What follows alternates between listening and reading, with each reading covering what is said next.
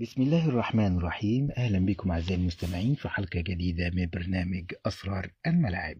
البداية مع مباراة الأهلي والاتحاد وغضب جماهيري كبير جدا جدا جدا بسبب موعد المباراة.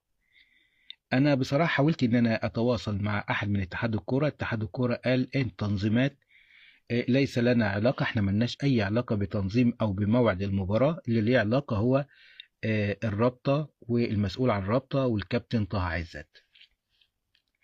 حاولت ان انا اتواصل مع احد من الرابطة، بصراحة انا ما لقيتش اي اجابة مفيدة يعني ان المباراة تكون الساعة 5 عصرا. النهاردة ما فيش مباراة لا للزمالك ولا البيراميدز ولا لأي فريق. المباراة على استاد القاهرة. هل استاد القاهرة ما فيش فيه انوار؟ هل استاد القاهرة ما فيش فيه مياه؟ ما فيش فيه اي شيء. هل استاد القاهرة بيستعد لمناسبة أو حفلة بعد مباراة الأهلي؟ مش لاقي حاجة. مفيش أي إجابة. طه عزت لم يجيب على أي سؤال من هذه الأسئلة. هل ده كان طلب بيراميدز؟ بيراميدز ماله؟ ده مباراة الأهلي مش مباراة الاتحاد السكندري. هل ده مباراة الاتحاد السكندري؟ ده مباراة الأهلي. هل الزمالك اللي طلب؟ ده مباراة الأهلي. يعني أنا أطالب يعني تفسير للوضع ده. حتى تسويقيا النادي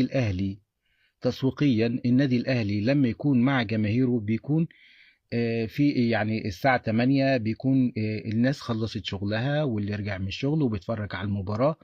إنما الساعة 5 معظم الناس لسه في الطريق حتى أو في شغلها أو لسه في الطريق للبيوت أو إن هو يحاول يتفرج على المباراة. فتسويقيا حتى أقل. أنا مش عارف لإمتى اتحاد الكورة والرابطة الاتنين ضد بعض والنادي الأهلي دايما هو الخسران. دايما اللعب على النادي الأهلي.